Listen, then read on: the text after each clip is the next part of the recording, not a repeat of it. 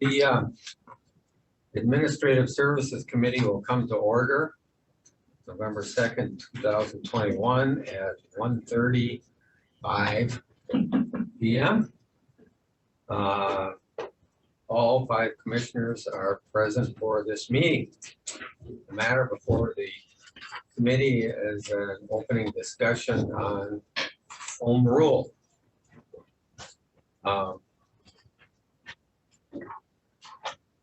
We have Mr. Ford is with us from Southern San Antonio, correct? Yes, sir. What's just curiosity? What's the temperature down there today? I don't know if I want to say. It's in the mid 70s, Mr. Chairman. Hey, it's what here? 40 something? Yeah. It's pretty nice. It is 77 degrees right now. Oh my. Well, I'm glad to get a text from you that the meeting is going well. Do you want to lead us off? I can. Absolutely, sir.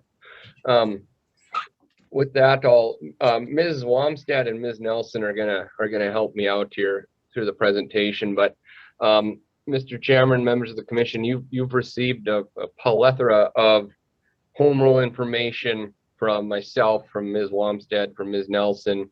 So we're not gonna go over all of that, or as we'd be here all day, sir. So what the plan is we're gonna give you a high-level overview of home rule authority in North Dakota and what that could mean for the county of Grand Forks if the board chooses to go down that path.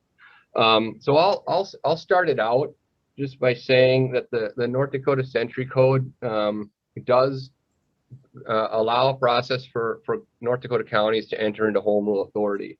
In fact, Chapter 11-09.1 spells out the sections of the home rule powers that are authorized by the state legislature.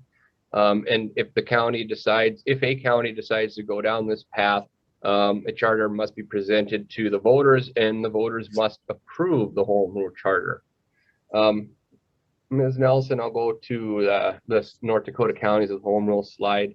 What you have there in front of you, commissioners, is a list of every North Dakota county that has a home rule charter in place, and you'll see their uses are either to reorganize their county departments to better serve the constituents and provide services, or it was to come up with another means of revenue, mostly a sales tax for infrastructure, roads, for capital construction, or building a correctional facility. Moving along to benefits of the home rule authority slide, there are a lot of benefits for a county to enter into a home rule charter if the people approve it. Some of the more pressing ones or some of the more beneficial provides more local control over county finances. It can provide more local control over county operations and how you manage the services and the departments. It can provide a path to multiple revenue streams so that the county isn't relying only on property taxes, and could potentially, if home rule was passed and the county asked for sales tax and it was passed, you could see the potential to keep property tax levies neutral, if not reduce them, because you'd have another revenue means for the budget and for capital improvements. Home rule also brings more flexibility in the county's budgeting, and the county residents would have a greater voice in county government, and I'll have more on that in just a second. Sorry, I went the wrong way. Debbie, moving on to the home rule authority misconceptions slide. Doing my research, there's a lot of misconceptions out there about what home rule authority for a county means in North Dakota. And this really was the Achilles heel last time the county asked the people for a home rule charter, is there was a lot of misinformation and misconceptions that floated around out there. Some of the more common myths: county residents will lose local input over county government. Nothing could be further from the truth. The fact is that residents will gain more local input such as referendum ability to defer actions, and they just have a greater voice in the process in county government. Another myth is that home rule allows the county to willfully enact new taxes. That is not true. That is incorrect.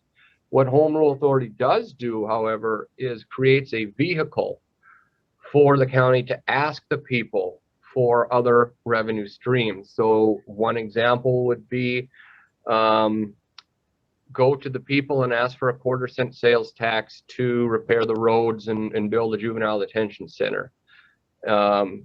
And the people of the county would have to approve that by a popular vote.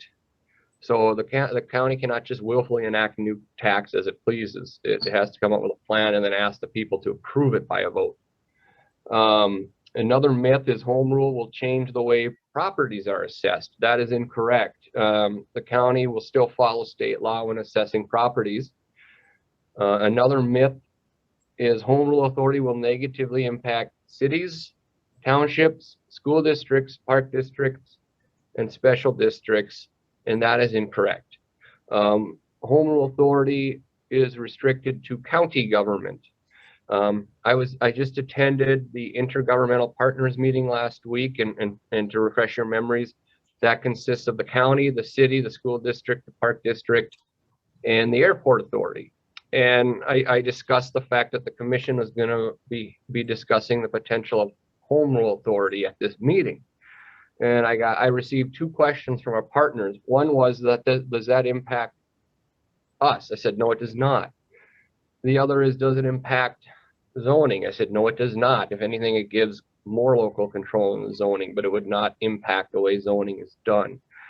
Those 2 questions, they are answered, and all our partners were in support of this discussion, and they felt it makes sense that the commission is taking up this subject today. So we had their support. Moving on to the legal path slide, Ms. Nelson, there is a legal path, and I'm going to defer to Ms. Wamstad to discuss the legal path now. Thank you, Mr. Ford. Mr. Chair, members of the Administrative Services Committee and Commission, this slide is just a very brief summary of the process it would take if the board wished to pursue home rule authority. As Mr. Ford stated, home rule is essentially a method for a county entity to have more self-governance or control over a variety of matters, although some matters still need to be brought to the electors, even if home rule authority is granted, such as the assessment of a sales tax or things along those lines. So if the board wished to pursue becoming a home rule county, to begin the process, there's 2 ways it can begin. The Board of County Commissioners can initiate the process, or it can be initiated by a petition signed by qualified electors, not fewer in number than 2% of the population of the county. Once the process is initiated, within 60 days after the proceedings have been initiated, the Board of County Commissioners is to appoint a charter commission and chair, designate the rate of compensation or reimbursement for those individuals, and determine their terms of office. The composition of the charter commission must be at least 5 members, but it can be greater than that. There isn't a maximum limit on the number of individuals that could serve in this capacity. And essentially this charter commission, their duties would be to draft a proposed charter. They must hold at least 1 public meeting or a public hearing on the charter. And then they also must submit the proposed charter to the Board of Commissioners within 1 year of being established. After that, the next step is to submit the charter to the electors, and that must be at least 60 days, but no more than 2 years after submission of the charter to the Board of County Commissioners. It must be submitted to a vote. That can happen at a primary or general election, and the home rule proposed charter must be published in the newspaper at least once in advance of the vote. It is ratified by a majority vote of the qualified electors voting on the charter, and then it would be effective the following January or July after the election, whichever comes first. That's a very brief summary. If there are any questions, I certainly stand ready to answer any that you may have.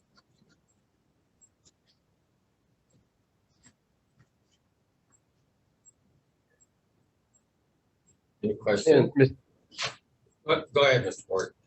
Oh, I was just going to say, Mr. Chairman, if there were no questions, I was just going to ask Ms. Nelson to advance to the next slide. And I think she's accomplished that. All right. And I'm going to defer that piece to Ms. Nelson, the financial side.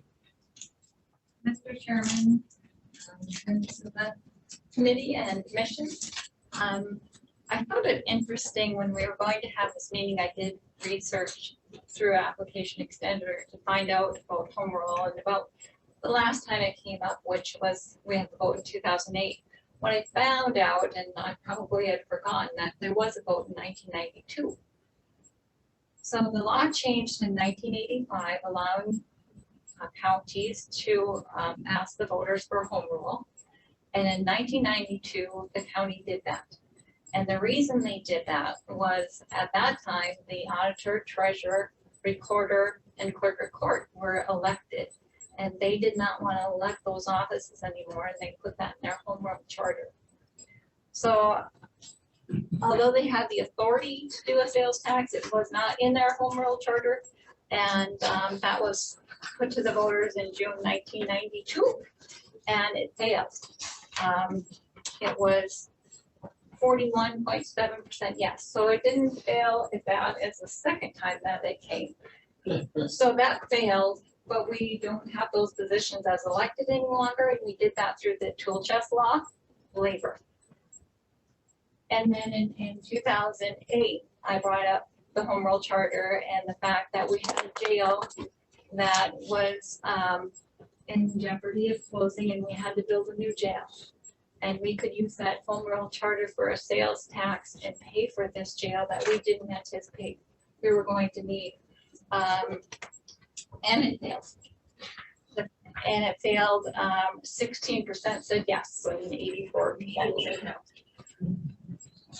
So what I saw when I was doing my research is that there are 9 of the 12 home rule charters that have state nothing about what's going to be done with the mill levies. They continue on with the mill levy just as they did prior to being home rule. And I think that's an important key, is that if we do move forward, that we are able to tell the public it will mean absolutely nothing to the mill levy. It will not change, and we will do it exactly the way the law provides and the way we do it now.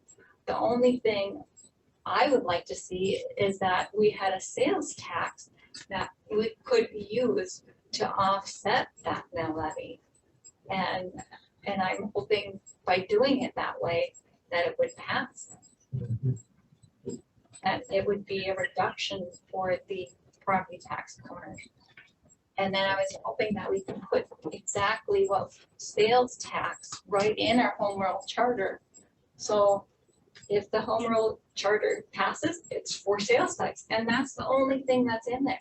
I mean, by law, I think we have to have things in our home rule charter, but I don't think we should have anything different than we have now in there, and just have a sales tax.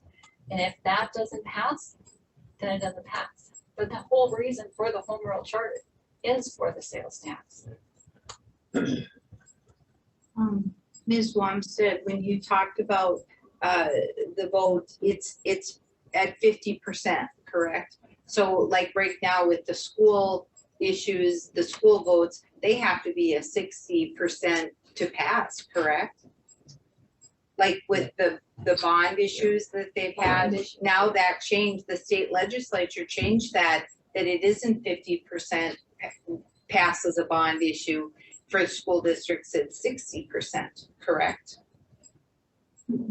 Madam Chair, I'm not extremely familiar with the school district situation, which you're very likely correct. I'm not I sure. believe it has to be 60%, but right now, this is a 50% vote.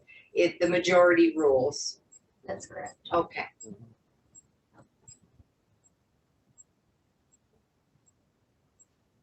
Well, it certainly makes sense.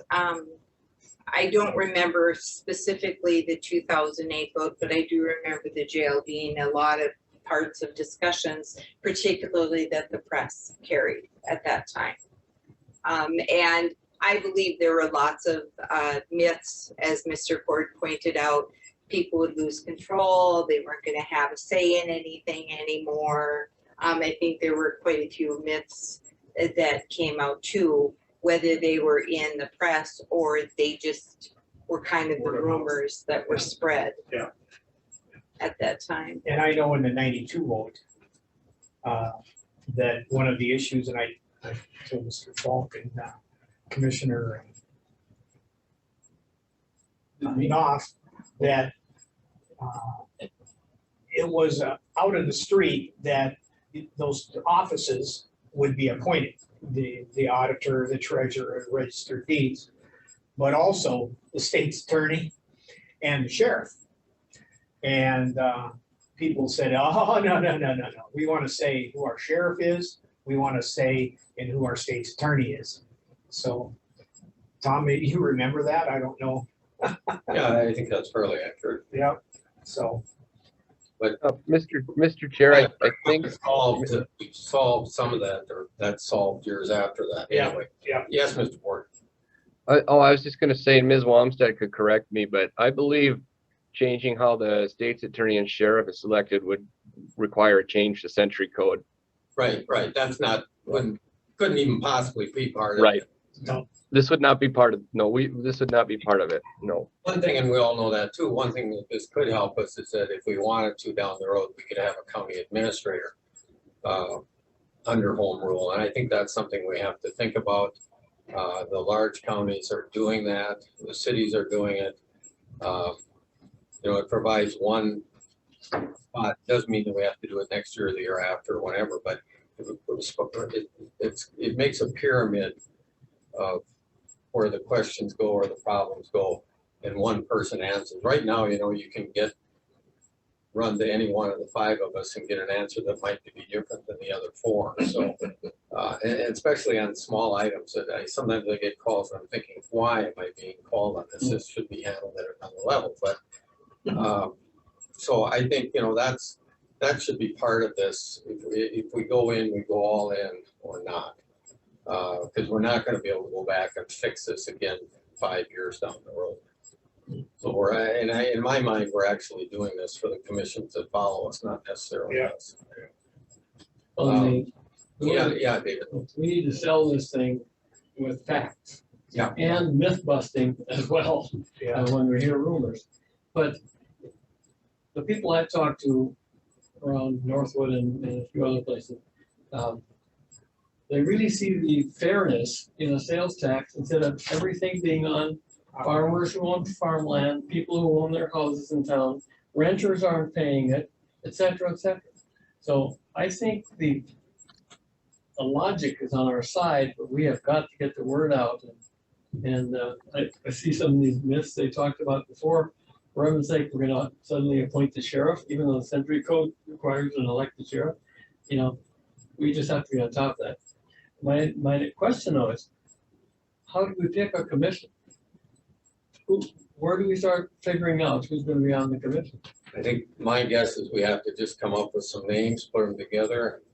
Anyone from the commission? or No, I don't think we all? can be on the commission. nope. No nobody commissioner on can be on it. No. Oh, we're turning So this over Mr. to people that we obviously vet a little bit before we put them up. Final approval of that charter that is drafted by the Yeah. committee. So if you don't like it, it will go back to the committee.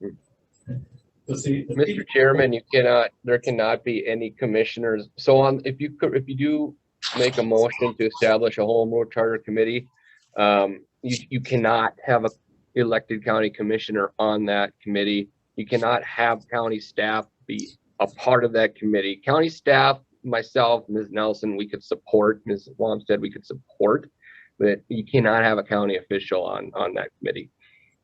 Apparently, we can express our opinions. Yes, yes. They could draft, Mr. Ingen, they could draft Whatever. and bring it to the commission, and the commission could say, no, we'd like to see this or that, or take this out, put this in. And you can provide some direction and guidance, but you can't have a county official be on the committee. So how would we go about trying to select people for that? Anybody thought about that yet? We each have to come up with some names and. In 2008 or 2007, when we had the committee, we had Lloyd Ondahl, John Schmiezik, Martin Yana, Peg O'Leary, Sarah Barron. So, Who was the last one? Sarah Barron's. so we can have people that sit on other boards though, right? Be on like somebody from the city council or whatever. Sure. That probably has the same interest as we do. So, At that time, John Schmiezik worked for the city. Yeah. Commissioner Ross, you could look towards, and this would be, again, my advice if the commission goes down this road, and we're gonna have to do a lot of work and visiting with our partners, the city, the school district, the park district, the airport authority, the EDC, the chamber. I mean, we're gonna need their help. We're gonna need their public support. And so my thought is going to maybe the chamber board or the EDC board and looking for support there. And maybe there's some potential committee members right there through the chamber or the EDC. Just my thought.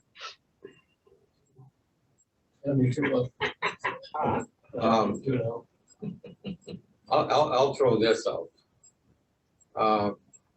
In my mind, I think we're premature in moving forward. And some of you will probably disagree. But I think we could spend $50,000 and we probably can't spend any on advertising. We could be everywhere we want to be to try and support this. And you're not going to reach a majority even of voters. I really think that the opportune time so that the public can see how that it will help them is to pursue this after the mill levy is increased for the correctional center. Because every single person every property owner in our county is going to get a tax statement with that increase. At that point, you can tell them this, we can reduce it, and they can obviously see immediately how much money will come off their tax statement by support of the sales tax. But a lot of people that are going to vote aren't going to hear anything that we say beforehand.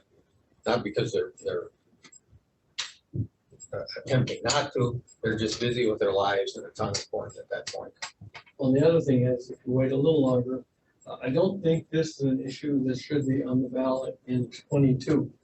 No. Because it's. We wouldn't be ready, I don't think. Wild and crazy political time probably, and people are not gonna be focusing on something as mundane as raising money for the county. Well, even if you do, We do it the next primary. yeah, even if you do, if you get in front, if you're trying to get on television or radio or at meetings, you're just overwhelmed by the political candidates. So Exactly.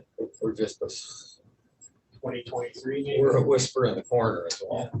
Yeah, I think you're right. That would be a special election then. 2023. It says it could be a primary It could be a special, well, it's a. Could be a special election too, No, it can't be a special election. It was a primary. primary or general election, I think is what I read. 2022 or 2024. Were both of those in 92 and 2008 in primaries? Yes.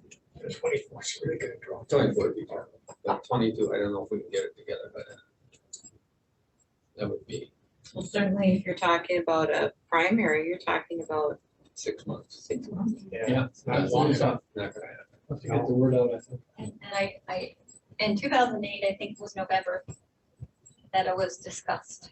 And at some time around there, the committee was appointed. So it was done quickly the last time.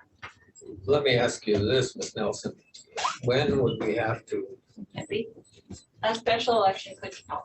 okay, when would we have to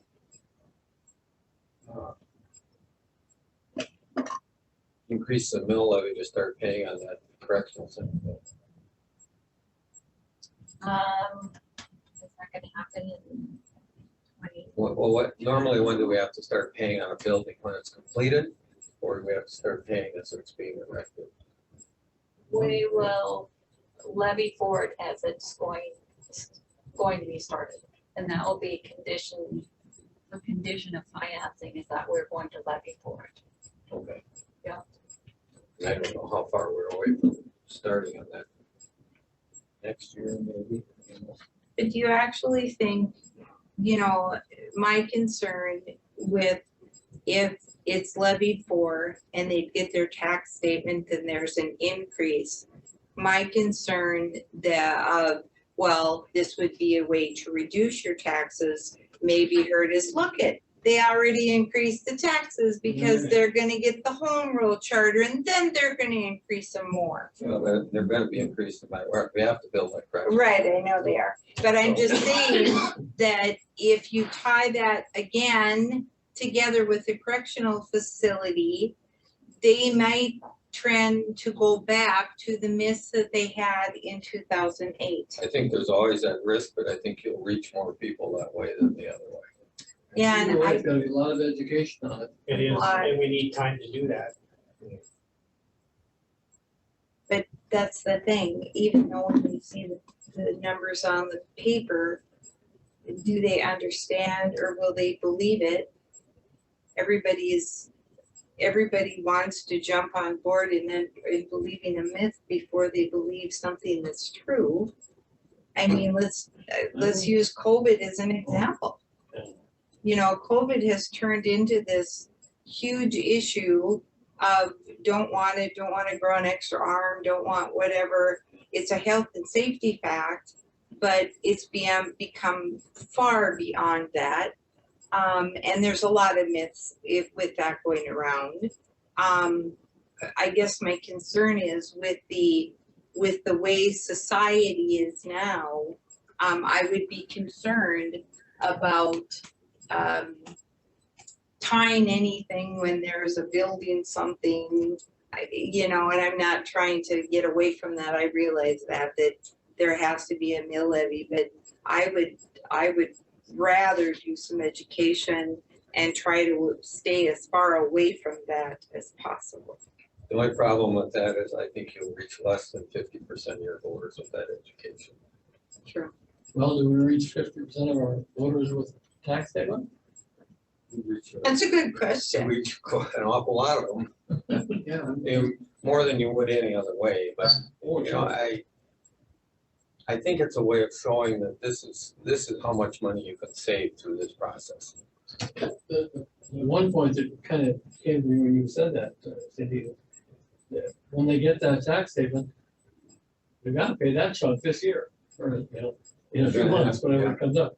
So the first time will be painful, But the next year it wouldn't be. and then the next year, if, that might be a significant issue. So we'd be looking at what, 2023? See, there's a primary in 23. Yeah. That might be better to. Well, we could have a special. Well, no, it's not until It'd 24. be a special in 23. It'd be a special in 23. You say it can be a special? Money to have. The only thing about that is that costs money to have that. Yeah. And that's the only issue on the ballot. Yeah. You're trying to fight through a Senate race, House and Republican. Oh, gosh. or Yeah. House race. Yeah, I think special elections is the way to go You're just not gonna in be able to 2023. reach people. Well, okay. If you have a primary, what better, have lots of voters or only a few voters? Because in a primary or a special election, you're gonna have 800 people. If you're in a general presidential election, obviously you're gonna have thousands and time. thousands vote. What they do with this issue, it's the old thing, which party wants to have more people showing up this year? Well, don't we have that issue too? Do we want lots and lots of people, or do we want just the select few who are paying attention? I don't know. It's really hard to gauge. It's impossible. Just, I'm asking a question that can't be answered. I don't think. We're not pollsters. Diane, you've been awfully quiet. I know, I'm just thinking about, reaching the public that isn't affected by property taxes. Yeah. And would they, Oh, you mean like apartment owners Yeah. or apartment dwellers? yeah, They're always a problem, but they are affected because it affects the rents. yeah, Indirectly, though, more Indirectly, yeah. indirectly than the property tax thing, that's it correct. is, it is. And they may not get their rent reduced. I Exactly. think it's more likely that their rent won't be increased down the road Yeah. because of that.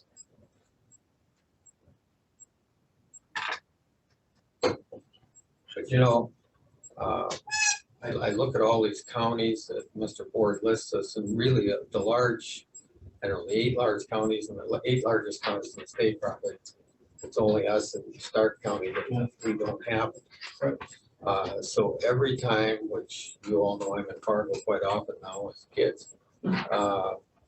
And some of you are too, but every time you go to Fargo and spend $1 down there, part of your spending goes towards their correctional center. Same in Bismarck, and I'm not sure where else, Mandan, of course. Yeah.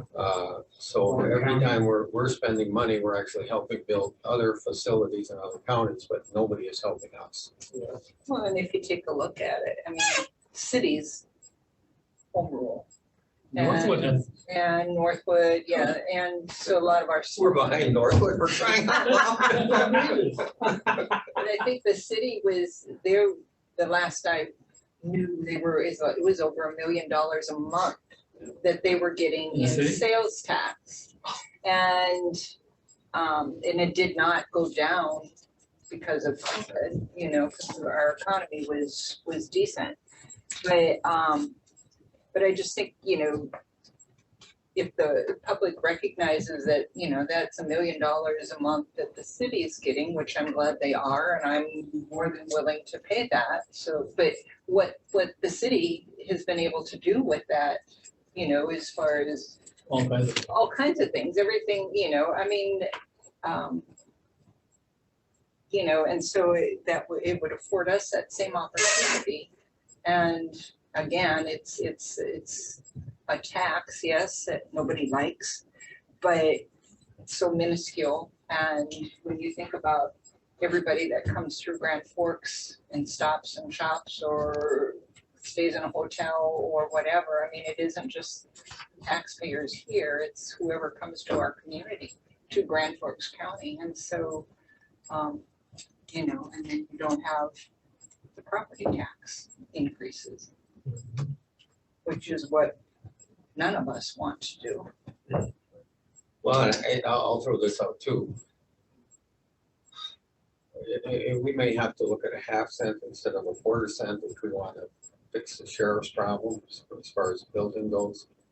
And it also might help us. I had an opportunity to talk to Mr. West this morning on unrelated matters, but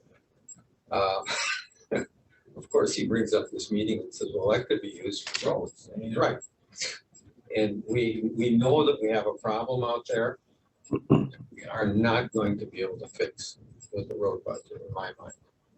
Between the culverts and bridges and his projections to fix all that, it goes out 50 years. The expected life expectancy of a lot of that is way less than 50 years. Yeah. So at somewhere down the line, there's going to be an accounting and we're going to come up short. We won't be here, but we'll be short. And so that would be some way also to fix roads. Now, the people in the rural part of our county would probably be in favor of that also, because they have to drive some poor roads, especially in the wintertime, probably. So I guess yeah, we're not going to decide that today, but I'm just throwing out that that's something we should think about as to how those are to. good points as far as the education. Yeah. Electric. Yeah.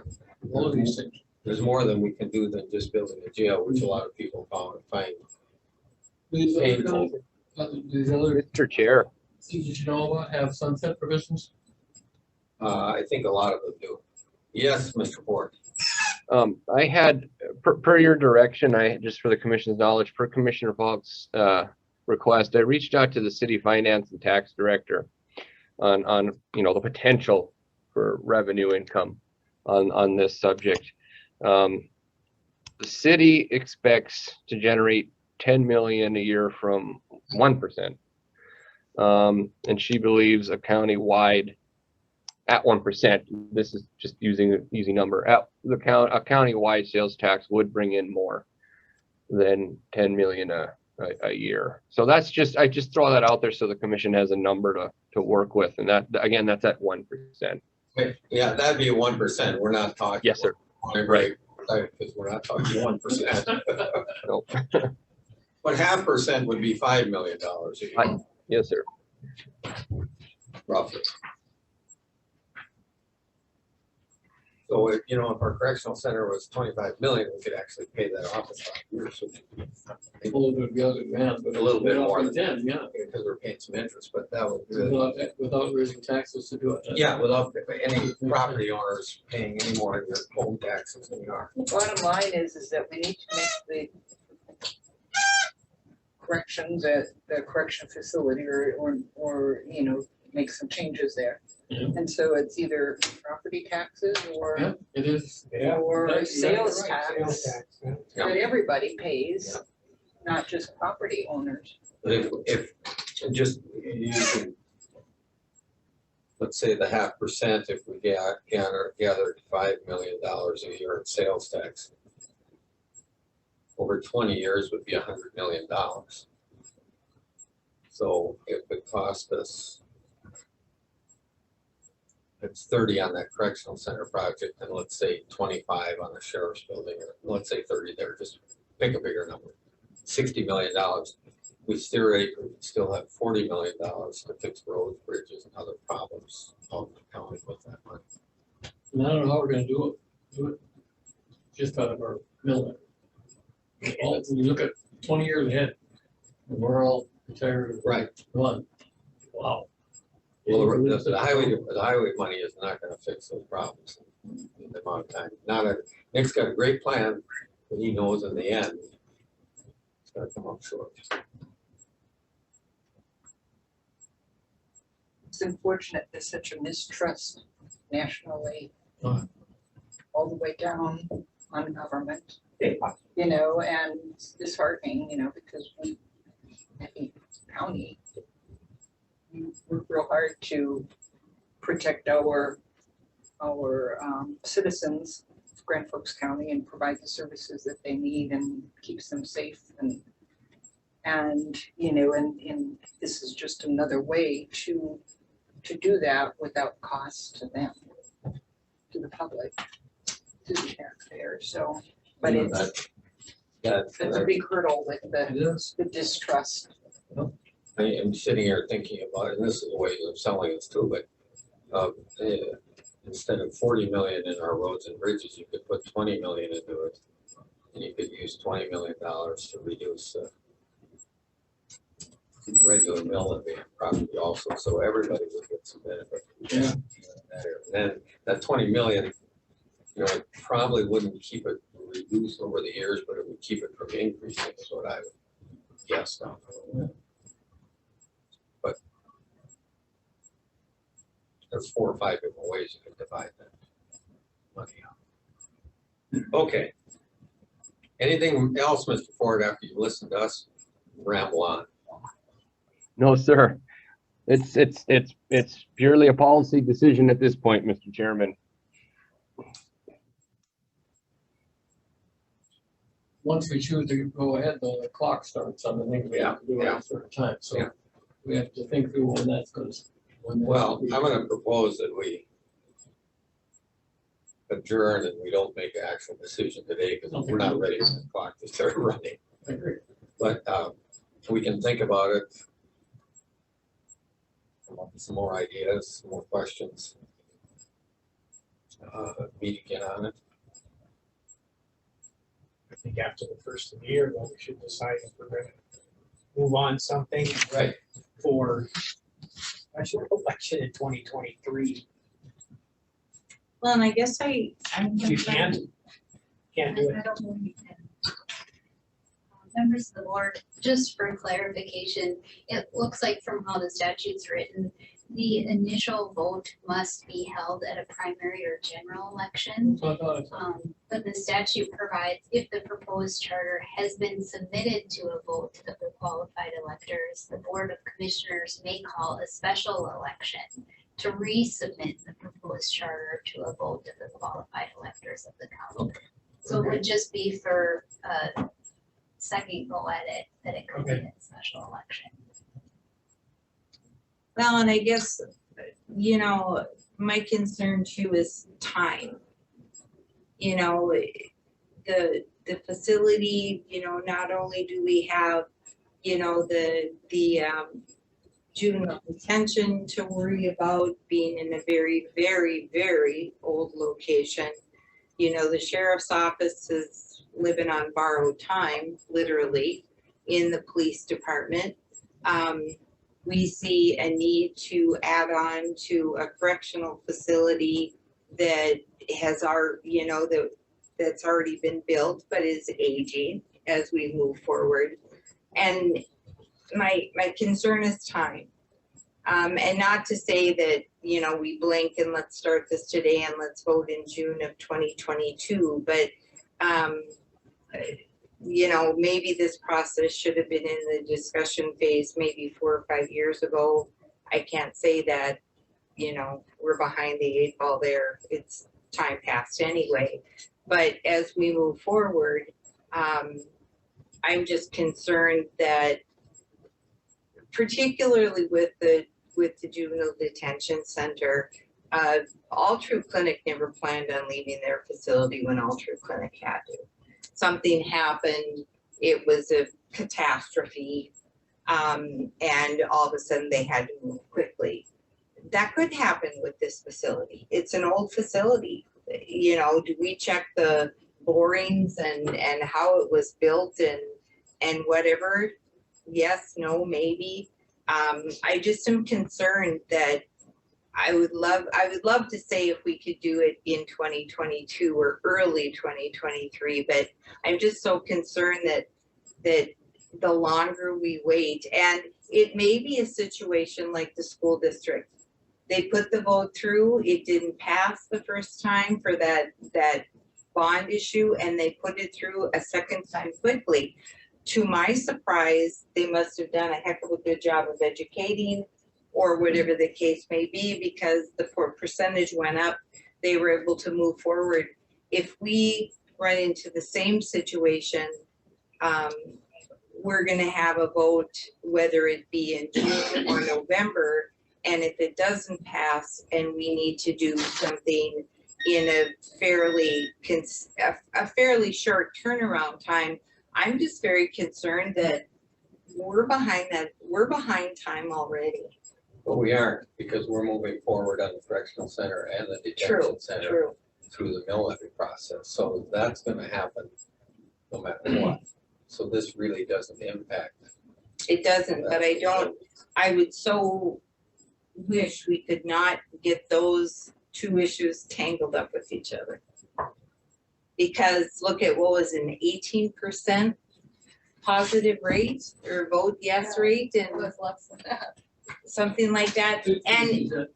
And I realize that we educate people, but whatever the point was in 2018, however people made their decision, there was not a lot of support there at all. And I don't want us to get into the situation of people, oh, there we go again. They need a jail. They need this. They need that. And I'm just thinking about, you know, what neighbors and what people I knew talked about back in those years, that year. And I would way prefer that we could keep that issue separate from this issue. And I honestly can't tell you how we could do that, but I'm just fearful that by putting the two together, it's gonna be a catastrophe. Well, I think if you don't put them together, people are think they're gonna get taxed both ways. Yeah. So you have to explain how it's gonna help them which is, it'll help them on that bill. Otherwise, they're gonna get the sales tax and the money on the tax. So, you know, I think it's a way, it's simple math for them. Here's your bill and you can take, I mean, what does a mill cost like on a $200,000 house? You know, what is that? I know it's, I should have asked you this morning. Just a wild guess.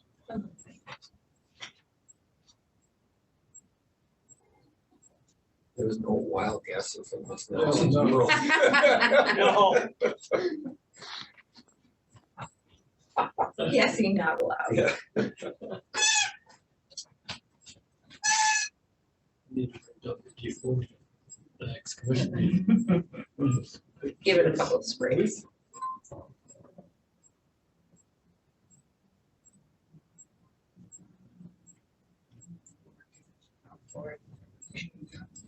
That's a good job.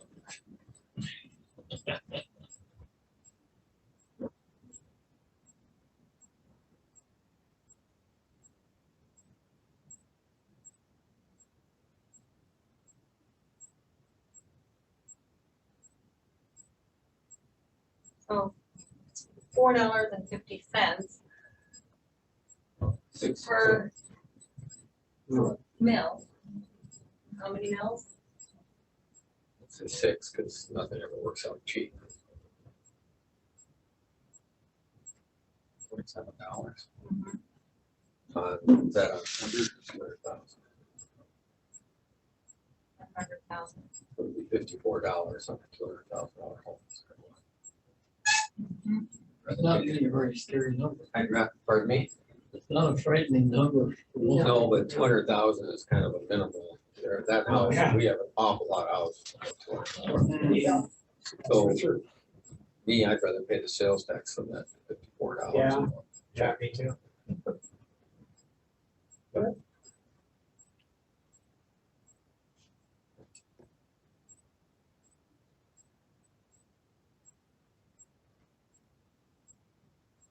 Any other thoughts, comments? Should we decide to start having a serious discussion in the first meeting in the new year? I think that's what I think that would be a good time. Yeah. We have some issues in December. So I think this can wait till then. I there's no way, even if we started now, that we would ever get this into Administrative into services June, meeting, into June, in the First. primary or anything, so. First meeting in December. first this in January. No, January. Yeah. So let's take it up, which is January 4th. Yeah.